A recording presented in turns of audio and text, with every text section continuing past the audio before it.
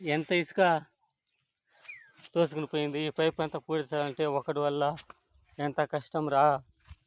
రైతు అందుకే నష్టం అయిపోయింది.